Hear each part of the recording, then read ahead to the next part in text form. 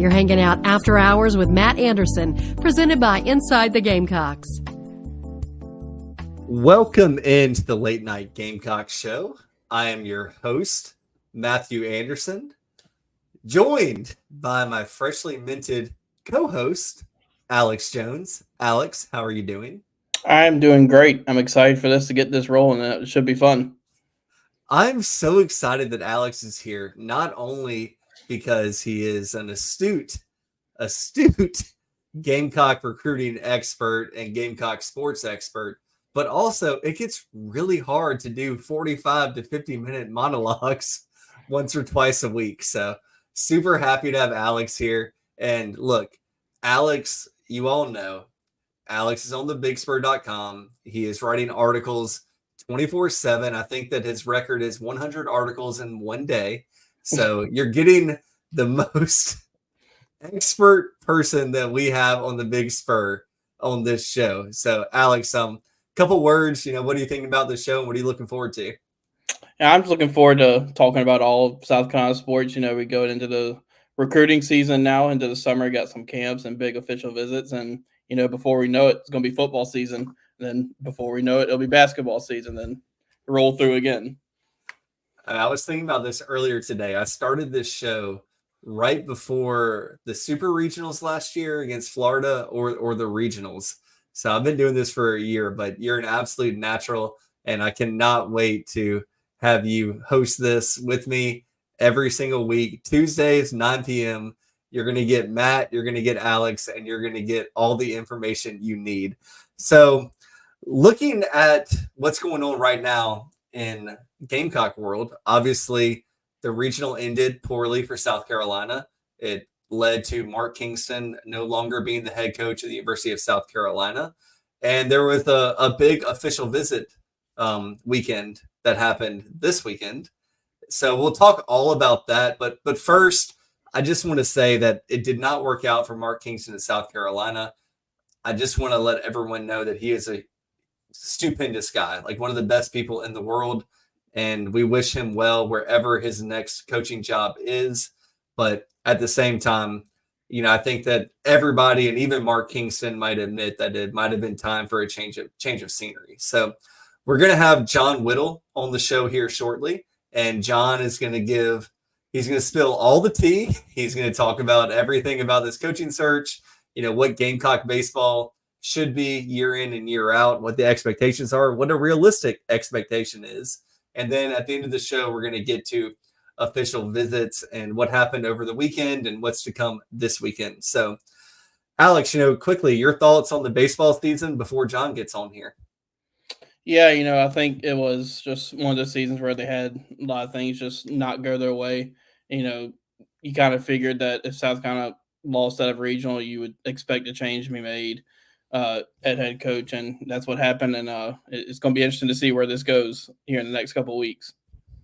I agree with you, Alex. And looking at it, South Carolina played 30.6% of their games against teams that advanced to the super regional. It'd be hard pressed to find another team that had many opponents that went to the super regional on their schedule. Gamecocks finished with 7 wins versus 12 losses against super regional teams. That's good for a 36.8% win percentage. And look, South Carolina for the majority of this season was a one out of three series type team. They had 2 All-Americans in Ethan Petrie and Cole Messina. But, I think the 2 things that we can star, and we'll definitely talk to John about a little bit later, is the sweeps against Tennessee and Georgia. Mm-hmm. That kind of cemented where the Gamecocks landed in the NCAA baseball tournament. And I think that kind of deflated the South Carolina fan base. So with all that being said, if John is available, we'll go ahead and bring John in here and we'll start talking. And if he's not, we will keep talking. So John will be here shortly. John is probably on the phone, has been for the last 24 straight hours. But, Alex, when I look at this particular Gamecock season, 37-25 overall, Gamecocks went 10-6 in one-run games. So that was good for a 62.5% win percentage. And I think that a lot of people think that the Gamecocks just weren't clutch. That they had some clutch in them, and that's 10-6 and one run games. But at the same time, it was like runners in scoring position, which is I think like the thing that everybody was cursing their radio, cursing their TV on against James Madison. Why do you think that happened, Alex? Yeah, it's funny when you talk about runners in score position. Kind of earlier in the season, they really struggled with that, and then kind of got a little bit better about it as the SEC kind of season went on. And you think about what Cole Messina was like a runners in scoring position machine kind of later in the year, especially when you think about the SEC tournament. Kind of going back to what you said about the Georgia and Tennessee series, it's kind of weird just how quickly it went off, because you think about going into that Georgia series, South Carolina was right in the middle of that hosting discussion, probably not a safe host, obviously, but pretty firm in there. And, everybody's wondering, can they get to that national seed level? And then you get swept by Georgia, and then you had a tough task of going on the road against the number one team in the country who's extremely talented. It was just not a good recipe for success there towards the end. Yeah, and it's one of those things that I've talked about on this show for a long time, and it was just, okay, the law of averages state that you can't be this poor at runners in scoring position for the entire season, but that's just where it was. And I don't know if you had a chance. I know you were on the Inside the Gamecocks show today, Alex, but I don't know if you heard Monty Lee talk, and it was very interesting the way that Monty talked about how he set up the lineup. And, he was the associate head coach, and he had a lot of responsibilities with hitting. And he just said, look, we didn't have the horses to do that. And, I think that's a very fair and honest assessment. You really don't get that out of coaches very often. And he talked about how, you can have a team that gets the 3-run home run. And if you hit a 3-run home run in one inning, it seems like more often than not, you're going to win that game. But when you have a lot of players that swing and miss, and that's one of the things that South Carolina struggled with, especially with runners in scoring position this season, it's not something you can break. And I go back to basketball. You can't teach a kid how to shoot when he's 19 years old, 18 years old, 17 Right. years old. Either you know how to do it or you don't. And I had a basketball coach when I was 6 years old that taught me, look, you can figure out how to dribble, you can figure out how to pass, but you will never learn how to shoot unless you start that early. But without us talking more about baseball, let's bring John Whittle in here. John Whittle is an expert on everything Gamecock baseball related. John, how are you doing tonight? I'm doing wonderful. I'll be doing better when my AC turns off and quits making all that racket. It should be doing that here in just a second. But otherwise, we're doing wonderful. Doing wonderful. John, I always think you look so peaceful on your back porch, just hanging out in Cola, having a good time. So I know it's not peaceful right now. I'm sure your phone is ringing off the hook. It is. It needs to be the right people and not the ones who I don't need to hear from. but yes, it has been definitely ringing off the hook, and I'm sending a lot more text messages and receiving a lot more text messages than I usually get. Yeah, for those of you who don't know, John is very much a on the phone type person. He's not texting all the time. He's like, we're going to have a phone conversation and then that'll be it. I'm not going to sit around and wait for the ding and respond to you 5 minutes later. But so John, like really quick, if you can help us out, like give me your season recap. What did you think about this season? And I'll let you go. Well, you said really quick, so I'll just go ahead and give it to you really quick. Yeah. It's not good enough. Dude, you want me to expand on that anymore? Or? No, well, John, Yeah, I mean, I know what you mean. Like I felt like coming into this year, like really ever since Ray Tanner left, I mean, the program has just been kind of on a roller coaster. You've got super regional appearances, you've got sub 500 records, you've got home regional hosts and home regional losses, and like it's been a roller coaster. And I thought that 2023 should have been a great year for South Carolina, and it ended up being really, really good. But it was really important this year to show some consistency, and that's with a special kind of regular season, special kind of postseason, special kind of something. And you come out of the regular season with a 13-17 league record. Series lost to Clemson in the rivalry series. I mean, you're basically the 10th seed in the SEC coming out of it, and then you go 1-2 in Raleigh in the NCAA tournament. And this, what do you have to hang from this year? And I'm not talking about you have to hang a banner, but there's got to be something there. And you were never in contention for an SEC title. You were never in contention to win the East. You were never in contention to be a top 4 seed in the SEC tournament. You just were never a lot of things. And that's it. At some point, like, you have to look at the balance of a coaching tenure, right? And you know, there have been reasons, I believe, some better than others, but there have been reasons, in my opinion, to keep Mark Kingston around for as long as they have. But this one, it just reached a point where, you know, a change had to be made. So, John, do you think it was a situation where it got, you know, the fans were just overpowering this like Tennessee style, or do you think that Ray Tanner just looked at the total balance of what Mark Kingston did and said, look, you know, I think it's time for a fresh face? The second one, I mean, certainly the lack of fan engagement was certainly noticed, and that plays into it. You know, you look at the last 3 weekends of the regular season, and top 15 Georgia coming in with a regional host site, and maybe even a top 8 seed being on the line. You look at the previous 2 weeks with top 5 Kentucky and Arkansas coming in. And out of those 3 series, you averaged less than half capacity. So of actual tickets scanned. So your capacity is 8,242, right? 8,242.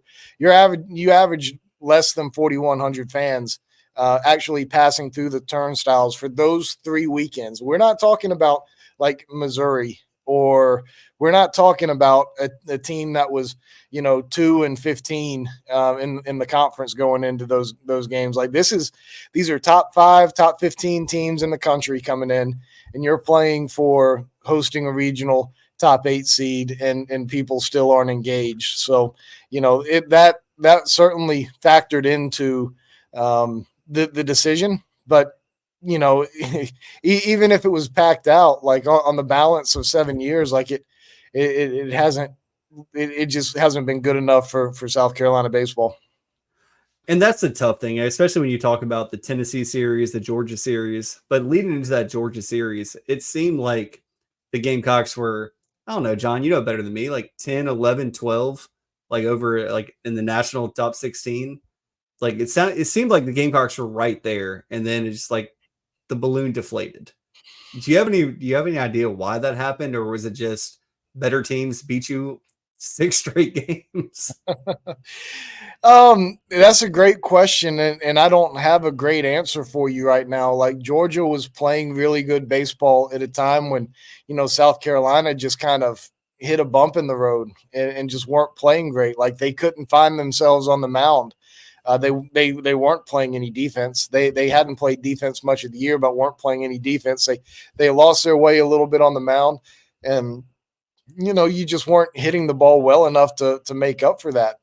And, you know, teams hit a rocky patch at different times, and, you know, South Carolina did it at the wrong time. And, you know, I mean, look at Florida. Like, South Carolina played Florida at a really good time this year. I mean, they went down to Gainesville and won 2 out of 3, and that was the first time that Florida had lost a home series. And I can't – it was – I mean, it wasn't this season. It wasn't last season, home SEC series. It was back in 22. I can't remember exactly how long that stretch had been, but it had been a long time since they lost a home series, and South Carolina went down there and did that. But Florida wasn't playing good ball right then. You know, Georgia was, South Carolina wasn't. Tennessee was, South Carolina wasn't. Tennessee was playing for an SEC championship that weekend. Like, they had every – not that South Carolina didn't, but Tennessee had every reason to go out there and lay it all on the line for 27 innings. And, you know, at the end of the day, Georgia and Tennessee are better teams than South Carolina, and they showed it in those 2 weekends. And I think that's as much of the problem as anything for the South Carolina teams. They just weren't good enough to win when, you know, Georgia and Tennessee were playing well, and they weren't. I think I definitely agree with you 100%. One of the questions that I have for you, John, is do you think that all the juice was squeezed out of this team this year? I mean, because I know you're a big defense guy, and obviously the defense had some holes in it. What's your take on that, John? Yeah, I mean, I'm a pitching and defense guy. You know, I don't like not hitting the ball well, or I don't like not scoring runs. So I don't want to pretend like I'm anti-run scoring, but I like pitching and defense. I believe that wins, especially when you get into the postseason and go deep into the tournament. But to answer your question about what was the coach, were the coaches able to get everything out of these players this year? Did this team maximize its potential? No, they didn't. I think part of that is the fact that it took too long to identify roles, and I mean sometimes they never did, or when they did, they changed them up, trying to find something that was a little bit better. You know, there were some things that were broken that or not broken that they tried to fix, and there were some things that were broken that they couldn't repair at all. So I don't think so, and you know I think part of that was some decisions being made. I think part of that was some players just not quite playing quite up to their potential for whatever reason. But I think it was more about getting guys in the right spots and getting them comfortable. I just don't think that you got as much out of this team as you probably should have. So, John, obviously there's going to be a new coach in South Carolina, and we don't know who that'll be. But I think one of the biggest things right now is the fact that Gamecock fans have very high expectations. And if I had to summarize it, I would say Gamecock fans feel like you should host a regional 9 out of 10 seasons. You should go to a super 8 out of 10 seasons, and you should go to Omaha, 4 or 5 out of every 10 seasons and be hanging banners one or two years out of every 10. What's a reasonable expectation for South Carolina going forward, and especially in the toughest conference in the country? I would say to go to the College World Series 12 out of every 10 seasons is probably no. Seems doable, John. Yeah, that's a hard question to answer, and you know I don't like. I see it this way, and other people will see it differently, and that's fine.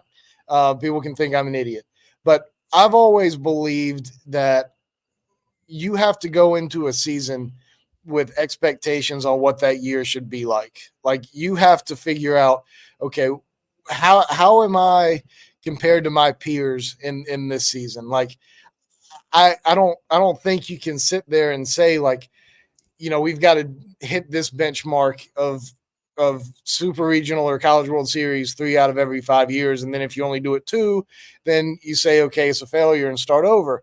Like, I think you have to measure it kind of season by season and look at the overall trajectory of the program. Like next year, if South Carolina probably isn't going to make the College World Series next year. I mean, they're probably not. But are we going to count that against next year's head coach?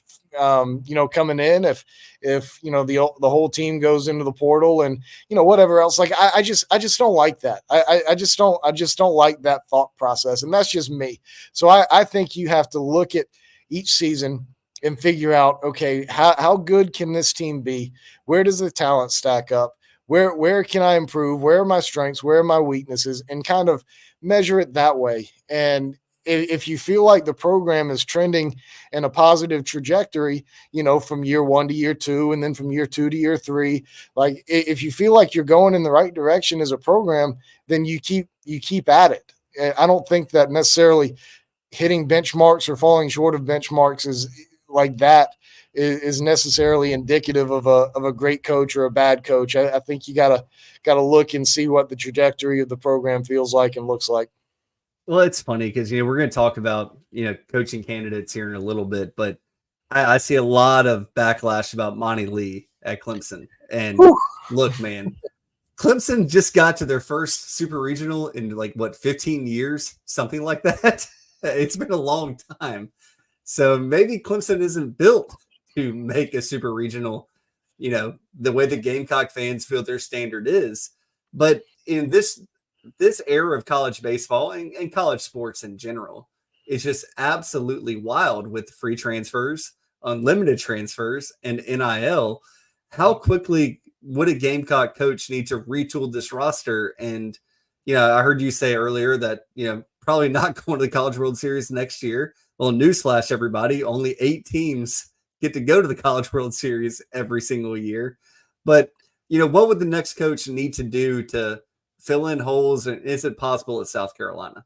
Yeah, that's a pretty sturdy branch I'm sliding out on right now to say that it's probably not going to happen next year, but it might. Like with I feel like with college baseball, maybe even more so than some of the other sports, like you can differentiate yourself pretty easily with NIL money, with cash. Like it's a partial scholarship sport. So like most of the guys on South Carolina's roster, most of them got some NIL money this year. More than half, probably close to 2/3 got something, but all but maybe a handful at the most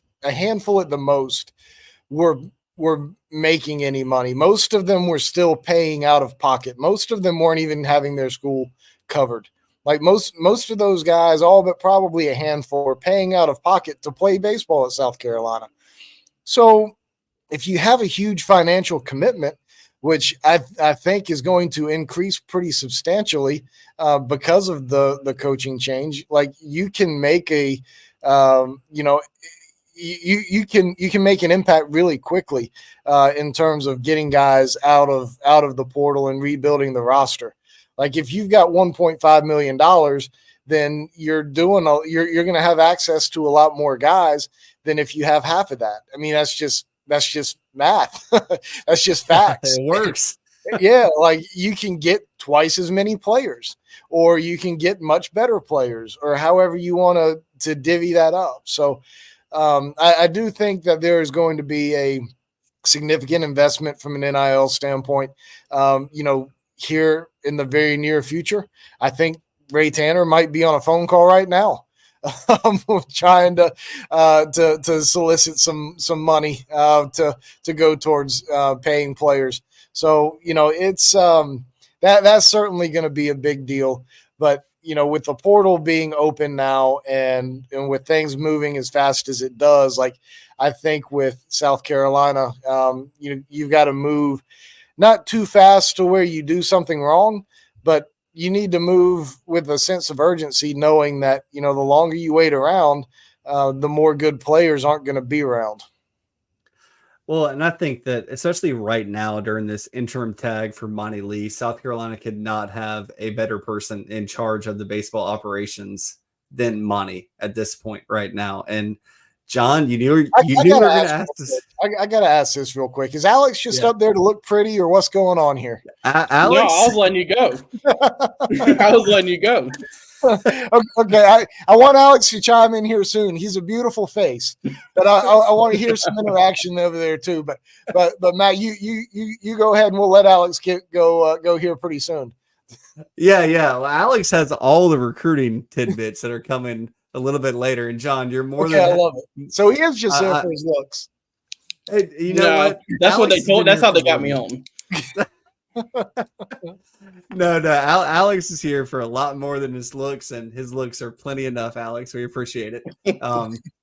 You make me and John look good, I swear. But no, I was just gonna say, like during this kind of ambiguity, I don't think that anyone could be better suited than Monty Lee to kind of figure out where the Gamecocks need to be, have those postseason conversations with players, figure out where the Gamecocks are.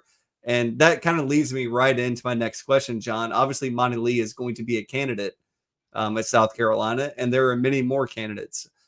I know that we only have you for a little bit longer, but if you want to run through where you think the search is right now, who the candidates are, and I'll just let you go because you know way more about this than I do. Well, I mean, I think you're right with Monty. I mean, he's a relationships guy for sure. And, that's a big part in keeping things together. Like those guys trust him. They believe in him. And I do think that that he's the right guy to be in charge right now in this interim and keep things together. So I do agree with you on that point. And I think Monty is certainly a candidate. I don't think he's the top candidate. I think Cliff Godwin from East Carolina is the top guy as we sit here right now. I think Monty is a very real candidate. I think he's nearer the top of the list. How many guys are in between Cliff Godwin and Monty Lee? I don't have that answer yet. I don't know that answer, and I don't know that Ray knows that answer yet. Like you gotta remember, like Ray sat down with Mark Kingston at 9:00 yesterday morning, and it's 9:30 on Tuesday night. So we're 36 hours removed from this. And coaching searches nowadays need to move relatively quickly, and you need to have an idea. But you don't know exactly until you're able to talk to people and until you're able to speak with candidates directly. And you don't know exactly what it's going to look like. You have a good idea, but you don't know exactly what it is. So I don't know how many people are in between Cliff and Monty. I know that once it gets to Monty, it's not getting past Monty. So my job is to figure out if Cliff says no, like, what's next? Where is it Cliff and then Monty? Like where's it at? So I don't know what that is. Tom Walter, Chris Pollard, Wake Forest and Duke respectively. I mean they both got to be in there. I don't think Kevin O'Sullivan is. I don't think Landon Powell really is so much. I think he's somebody who is. I think he's certainly a hot topic of discussion, obviously, and I think there's a ton of respect there from South Carolina's side, but I just don't know that straight from North Greenville to South Carolina is going to happen. Landon Powell or not. I'm trying to think. Chris Lemonis at Mississippi State. I think that's going to be really hard because. From an NIL standpoint, they've got it made out there at Mississippi State. They've got one of the top NIL programs in the country. I don't know why you would want to try to actively leave unless you just feel like you're in such peril there that you have to reset your contract, and maybe he does. Dan McDonald at Louisville, I've gotten some mixed feedback on him. Like, I don't know that he's like truly the guy that South Carolina wants because, he's had some issues up at Louisville. They haven't been real successful lately. He hasn't been successful in the NIL and portal era. I just don't think that's the guy either. So I know Monty's a real candidate. I know Cliff Godwin's a real candidate. I know there's some other guys who want to be in there, but I don't know who of those are ahead of Monty to take the job if Cliff were to pass. Yeah, I mean, and like John, Go ahead, Alex. For sure, Alex. Say, like go. Yeah, like you mentioned, like this just happened yesterday. Do you think there's a realistic timeline that Ray Tanner's trying to get this hire done, or is he kind of just? What's the timeline thinking?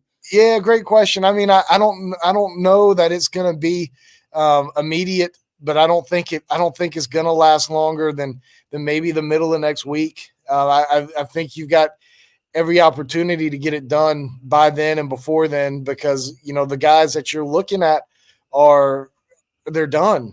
And I don't know whether that's good or a bad thing, but they're done right now. So, I mean, throw in Skylar Meade, they're done at Troy, but everybody who I had on my initial list of names to know, apart from Kevin O'Sullivan, they're out. They're done. So it shouldn't take you too long to move through the process. I know Cliff Godwin is a very emotional person. He's very emotionally attached to East Carolina. It may take a little bit longer since they just lost yesterday afternoon. So 30 hours ago.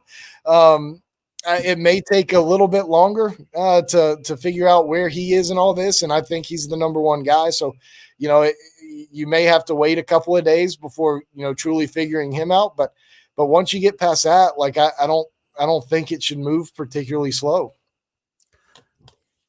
Yeah, it's kind of interesting because, when I talk to my Gamecock friends, obviously I'm on the Big Spur. I'm all over the stuff in social media landscapes. It seems like a lot of Gamecock fans are kind of turned off by what Cliff's opinion is on NIL. And what I've told my friends is, look, NIL is tough when you don't have NIL, but when you have NIL, it's pretty good. Yeah, no, you're exactly right. And Gary Gilmore spoke out on it, after their regional, up in Clemson for Coastal Carolina. I mean, he said pretty much the same things. Like it's a challenge, and it makes things difficult, especially for those mid majors. And now you've got the NCAA settlement, and potentially opening up scholarships to a cap number instead of a 11.7 thing. I mean, potentially having 30 scholarship players. Like, there are already Division I schools that don't fully fund 11.7. Like, who's gonna fully fund 30? Like, not East Carolina, probably not Coastal Carolina, like maybe not South Carolina. Like, I mean, it costs a lot of money to bring these folks in, and I don't know. Like, and I say South Carolina in jest. Like, South Carolina is going to fully fund baseball. I don't need to get any hate mail or anything like that. Or I was about to say, John, you threw it out there. Yeah, Ray Tanner certainly doesn't need any more hate mail saying Whittle said you're not fully fund. No, South Carolina is going to fully fund baseball. Don't worry. But it wouldn't surprise me if some of these power schools who aren't really invested in baseball, it wouldn't surprise me if some of them don't. So, it's like the baseball world is changing a good bit, and we'll see how it goes going forward for sure. John, last question I have for you. You're welcome to say as long as you'd like to, but do you see Ray Tanner going to college assistant coach route for the next head coach of South Carolina? Yeah, I don't see that. I don't see that. If he does, it's got to be Josh Elander at Tennessee, but there's some he's going to have a lot of opportunities to do different things too. And, JC dropped on the board, and I hadn't published it either, but I've heard from several different folks in the baseball community, like there's some smoke to Tim Corbin potentially going ahead and retiring and leaving college baseball and doing like Nick Saban did and Roy Williams did. And, I don't think he likes the day. Yeah, just this isn't what I signed up for. And if that happens, like that shakes things up a little bit. And I don't know. We'll see what happens with that. But I think Josh Elander at Tennessee would be the top guy if Ray decided to go that way. But I don't think Ray wants to pick the next up and comer guy. He tried that with Chad, and it didn't quite work out. And then, I know that Mark Kingston was a head coach, but he was a mid-major, supposedly up-and-coming guy, and that didn't work out. So I think he wants to, whether it's Monty Lee or not, or somebody different, like I think he wants to go with a little more of a known commodity. But, if it's cool with you guys, I know there were a few comments in your little box over here that I can address. Go ahead, man. Very quickly. John, before you go there, I think it's funny that Tim Corbin wants to maybe potentially retire at the same point that all of Vanderbilt's resources have gone away, kind of like Coach K, Roy Williams, Jim Boheim. Right. Absolutely. Like Vandy was playing with a little different deck of cards than everybody else was for a while. And now the playing field is a little bit more level, but I hear it from coaches off the record all the time, just how crazy some of this stuff is. And I've heard some numbers being thrown around this year that are just kind of mind boggling in terms of like who's getting what from different places. And, I won't, there's a pitcher from South Dakota State who was in the transfer portal who is getting a 6-figure signing bonus plus a lot more to go pitch in his 7th year at another school. So like there's just some crazy things that are being thrown around right now, and it's just a different world. And that's not the world, whether he had advantages or not. That's not necessarily the world that Tim Corbin signed up to participate in. So if that's not what you want to do, then you might as well get out.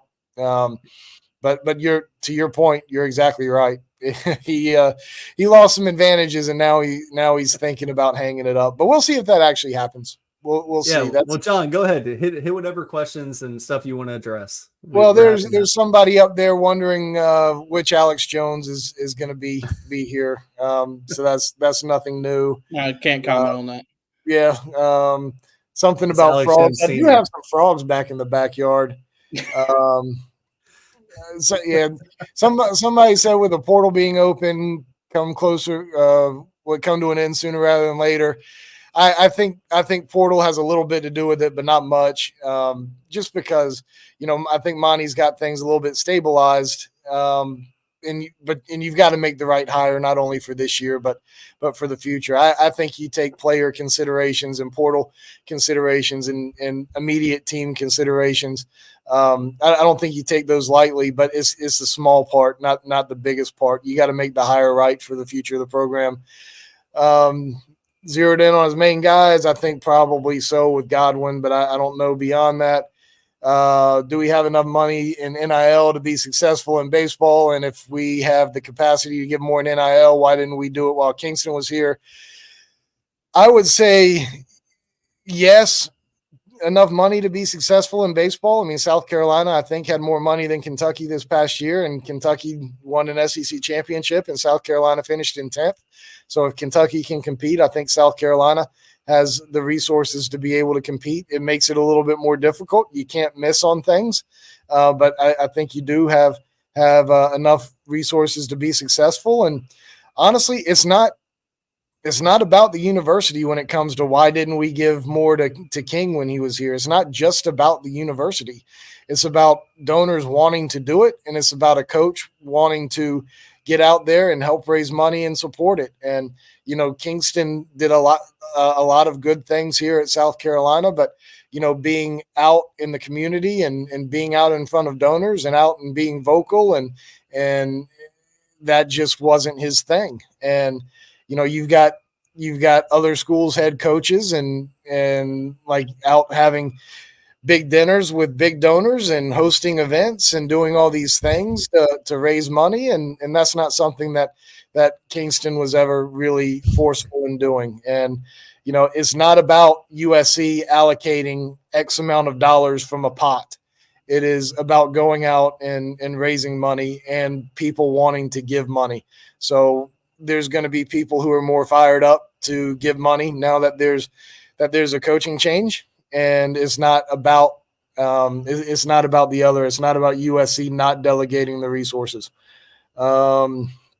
We answered that. Heard a rumor Cliff turned it down last night. I wouldn't be shocked. He's turned down Mississippi State. He's turned down Alabama. I've always heard that Ole Miss would be the job he would leave for if he were to ever leave ECU, because he loves that school and is entrenched in that school. And if he turns down South Carolina, it wouldn't be the first time he turned down an SEC school. We talked about Elander, mad respect for Gary Gilmore, NIL, Elander, Adam, Justin Hare. I don't know. Dan McDonald, amen. Hey, Will Crow's in there. Look at that. Will looks Crow. like Will's here. You got a big leaguer in your chat box. Congratulations. Is it because of Alex's pretty face? That's it. There you go. We're talking. That's why he's there. I'm not sure, but appreciate Will Crow being here for sure. Bringing in and retaining players that were possibility draft bound. Messina and PJ both vocalized they both like Monty. I mean, like you've got to consider that, right? Like when former players and current players and future players are like all speaking out for a guy, that's gotta be some kind of consideration, right? Like I don't think that's a chief thing, but a big part of winning in college sports, college baseball is having good players who want to play for you. And when you have good players saying, I love playing for him, and when you have good current players saying, I'm going to stay and play for you, and when you have big recruits saying, I want to come play for you, like that should mean something, right? Like good players make programs and make coaches look good. So the fact that Cole Messina loves Monty Lee, the fact that PJ Morlando loves Monty Lee, like it's got to be given some consideration. So, I think that's certainly a thing to be cognizant of. I don't think that should be the deciding factor. Players can up and leave whenever they want to. A coach is going to be here, and he's in charge of building the program. But it certainly does say something when current, future, past players, so many are standing up for you. And I love Jack Winecoop too. Jack is the best. He's jumping in the chat box as well. So, that's it's a pretty good left-handed pitcher and a pretty good right-handed pitcher right there. They won a lot of games and pitched a lot of innings for the Gamecocks. So yeah, South Carolina could have used them this year for sure. Oh God, and the big leaguers in there now. Now we got Jonah Bride in here too. Wow, I love it. So Whittle, you carry a big stick. I'll say that. I carry a big belly, but no, I certainly appreciate those guys jumping in and chatting with us. So, but that's all I got. Anything else on y'all's mind? Yeah, I was thinking about like Matt Williams and the staff. What could be the likelihood that some of those guys are retained? I know obviously a coach hadn't even been hired yet, but what's the likelihood that a guy like Matt Williams could return for next year? Yeah, with Matt specifically, like he's got a great reputation out there as a pitching coach. He's been successful everywhere he's been, whether it was where he started out at Spartanburg Methodist to UNC Wilmington, the San Diego Padres to Liberty. Like he's been successful everywhere. He's got a great reputation. And if a new head coach doesn't have a pitching coach attached to him, then I think it's a no-brainer to keep Matt on. I think he's a great pitching coach. I think he's an even better recruiter. He knows this state. The only person who probably knows this state better than Matt Williams is Monty Lee. So, you've got a great guy from a coaching and recruiting standpoint if you keep Matt Williams around. If somebody if you bring in Cliff Godwin or whoever else, I don't think Monty is probably gonna be around. He's got head coaching opportunities, and I know he wants to be a head coach again. So I don't see him, sticking around for that. But that's a little bit of conjecture on my part. But I feel pretty confident in saying that. But this is Matt Williams' dream job, and his dream job isn't to be head coach at South Carolina. It's to be pitching coach at South Carolina. So you're going to have to forcibly remove him to get him out of this one. And then Joey Holcomb, I don't know that he's going to be back next year, regardless of the situation. He's got a head coaching interview either today or tomorrow for a job, small job. I just think he's probably going to be one and done here with South Carolina. Well, that's something that happens in any kind of coaching change. Yeah, absolutely. Yeah, I mean that's just the way it works, and we'll see how all that plays out over however many days it is, and like I said, it could be a very short search. It could be. I've got to imagine Wednesday next week maybe. At the latest, like if it goes much past that, like something a little weird's going on, I think, and perhaps that ends up being the case, but we'll see. Do you have something else, Alex? I think I cut you off a second ago. No, you're good. Well, John, you're more than welcome to talk about official visits and what happened last weekend, what's coming up this weekend, but I'm sure you're pretty busy nowadays. Yeah, official visits or what? I'll let Alex handle that one. I'll let Alex handle that one. I might be able to do a little hoops eventually, but we'll pass on the football stuff. Yeah, we'll get you. Hey, by the way, are the lights on in this stadium? Can you see them from your house? The lights are on my deck, but no, I don't know about it at the stadium right now. So I will keep my eyes peeled. I'll drive by Founders Park from time to time just to check in. Well, John, we appreciate it, and you're more than welcome on this show anytime you'd like to come on. Absolutely. Appreciate you guys. Thanks, John. Have a great evening. All right, Alex, I think it's time to take a sponsor break, and we'll be right back. I said, oh, Lord Jesus, it's a fire. Ain't nobody got time for that. Emergencies and accidents happen. When you're in the middle of a fire or water event, all you want is for things to return to normal as soon as possible. Resto Pros of the Midlands is with you. RestoProsMidlandsSC.com. Open 24/7 when you need them. Quality that is guaranteed. Down here in the South, we don't always see eye to eye. While our taste in college football teams, or what sauce, if any, goes best on a rack of ribs, or what to mix with our Dixie vodka might be up for debate, we can all agree there's nothing better than a Southern tailgate. And like our favorite college teams, our ingredients come from small towns and big cities. They're grown in Southern soil, are crafted by Southern hands, and proudly represent the South in our backyard and beyond. So raise a glass of Dixie Southern Vodka to celebrate being made in America and raised in the South. Oh man, the building is on fire. During and after natural disasters or accidents, there can be a heavy loss to property. Resto Pros of the Midlands is here to help. Open 24/7. Call them when you need them. 803-493-0170. Resto Pros MidlandsSC.com. Quality that is guaranteed.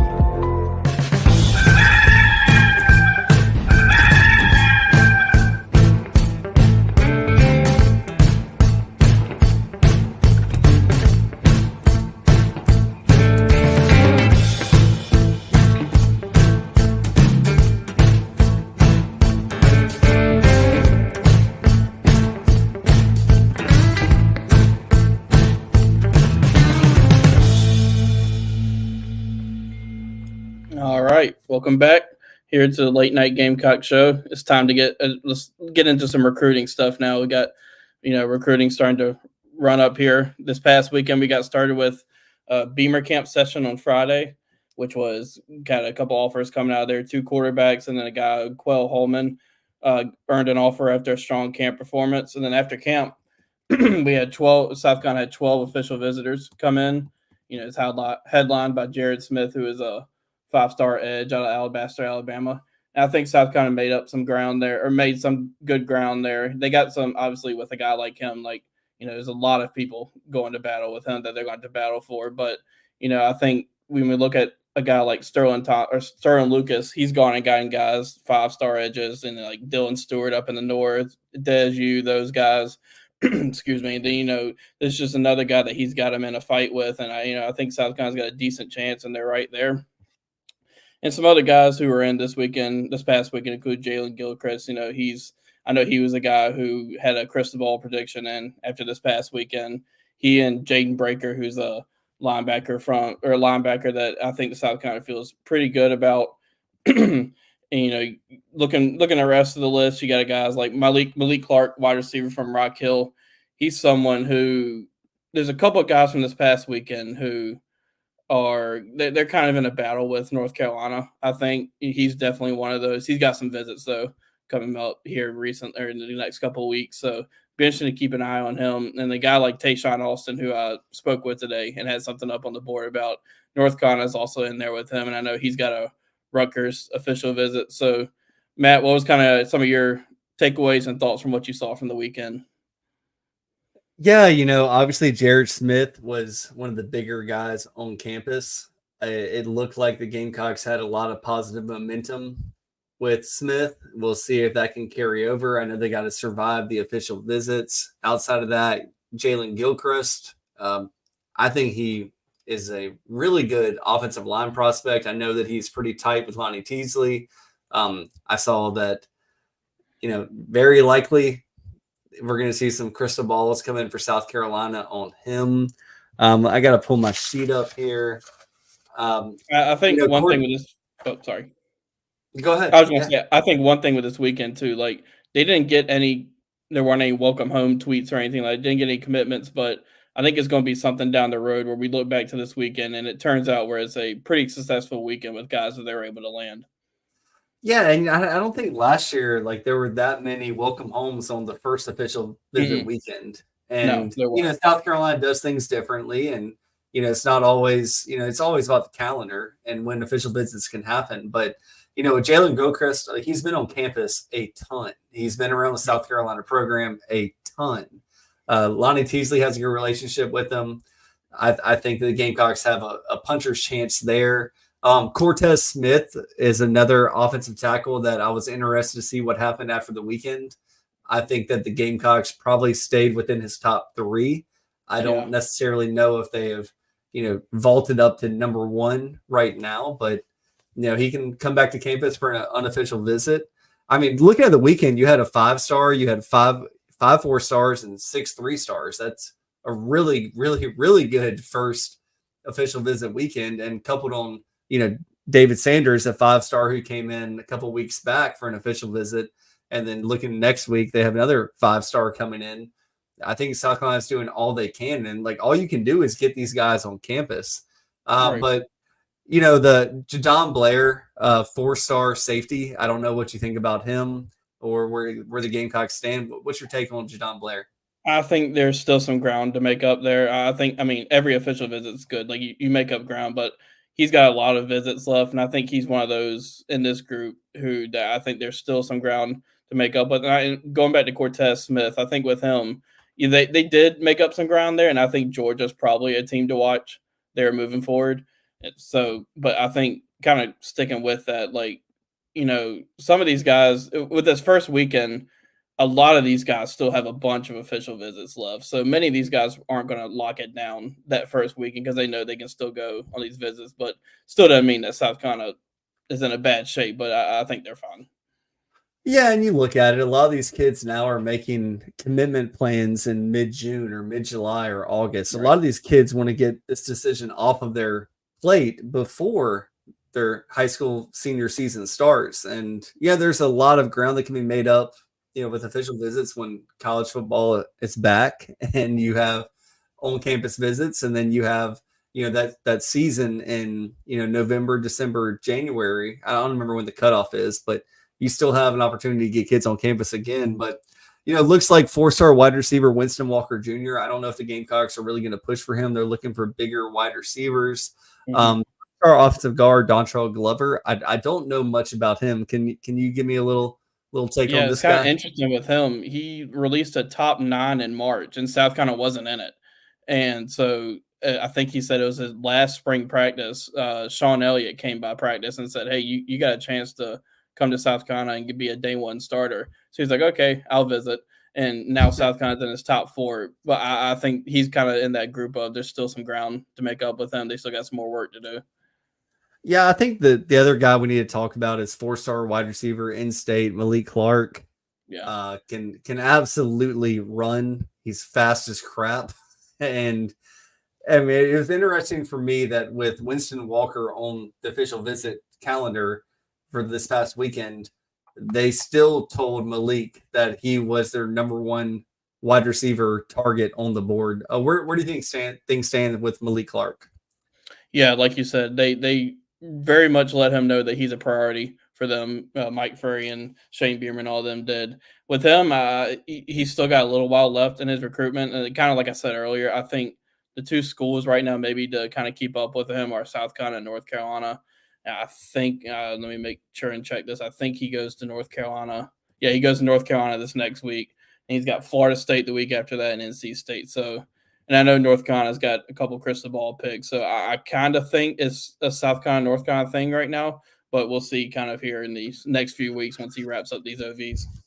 And a lot of those North Carolina crystal balls are 3, 4, 5, 6 weeks old. So and look, when a player's about to commit somewhere, watch the crystal balls then, because that's right when everybody throws in and says, hey, I know where he's going. Let me up my percentage. Outside of that, you got 3-star defensive end Tayshawn Alston, 3-star linebacker / defensive end Jaden Breaker, 3-star athlete AJ Brand, 3-star offensive guard Isaac Sewells, and 3-star running back Jeff Overton. So those are the guys that visited this weekend. Tayshawn Alston is an interesting guy to me. I think that's probably be a South Carolina, North Carolina battle. Jaden Breaker is kind of like that tweener kind of guy that I think South Carolina has a really good shot with if they really push. You get to AJ Brand, and look, I've watched AJ Brand play a lot. I watched him against Lenora Sellers in the state championship game 2 years ago. AJ Brand's a heck of an athlete, and he's a guy that I felt like South Carolina could have in the bag if he was 100% committed to South Carolina. And that doesn't seem to be the case. I know he's got some offers from Virginia Tech, some other programs, and it might just be one of those things where he's trying to find the best fit for him. Looking at Isaac Sewell's, I mean, what do you think about Isaac? I know where we Hale stand? had. Yeah, I know Hale had mentioned that he thinks NC State's kind of the primary competition right there, and I agree. First of all, he's an awesome interview. Like, he's always been great to talk to, and I think he had a pretty good official visit, and I think South Carolina's definitely up there in his recruitment, and I think he's got a commitment timeline. I think July 18th.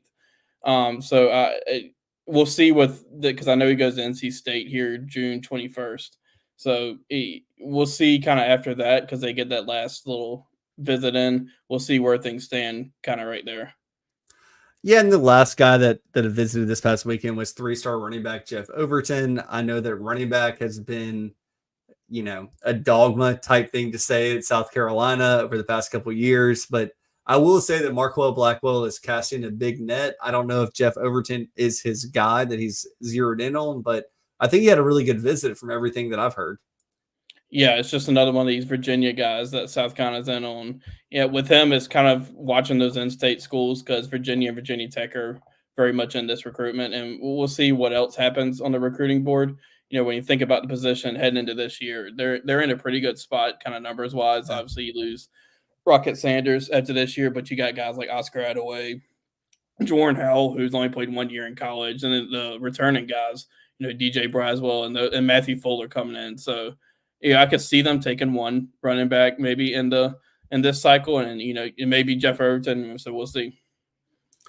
And then this upcoming weekend, there's 11 official visitors, 1 5-star, 4 4-stars, 4 3-stars, and 2 unranked players.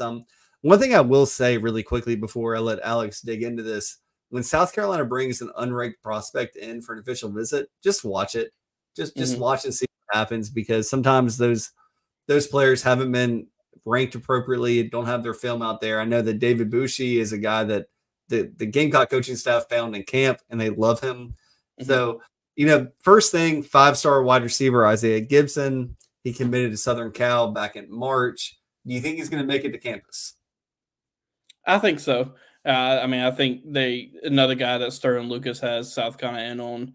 He's another guy where he obviously Southern Cal commit, but he can go basically anywhere in the country. He still has OVs to Auburn, Tennessee, and Ohio State. I think he makes it in, and it'll just be one of those where we have to see where things stand after this weekend with him.